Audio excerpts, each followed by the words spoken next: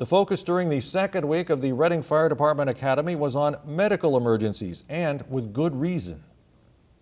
For adults, the ratio is 30-2, so 30 compressions, and then we're going to give them 2 breaths. Firefighter Gerald Gross taking us through the basics of CPR, cardiopulmonary resuscitation, both for adults and young children.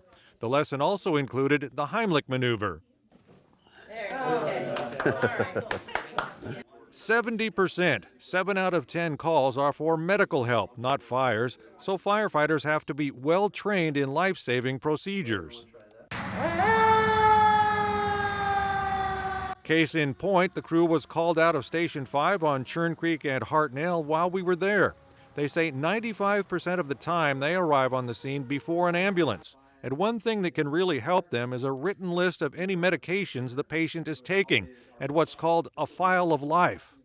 When we're asking for medications or, hey, what are some of the things that you're taking, instead of in that stressful moment for that patient to have to start to regurgitate all of these long names and all this medications that they're on and try to think about what they're taking, it's very easy for them to just be like, oh yeah, it's in my purse, or here's a list in my pocket, or on my file of life on my fridge, I have my medication list. It's very helpful for us because then it allows us to continue on with the exam, with what we're doing.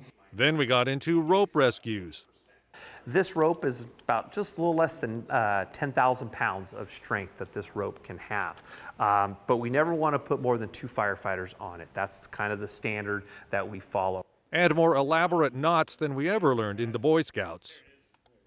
As we continue to get a behind-the-scenes look at fire department operations, next week we'll be at Station 6 on Beltline and Oasis Roads. They told us to prepare to get wet.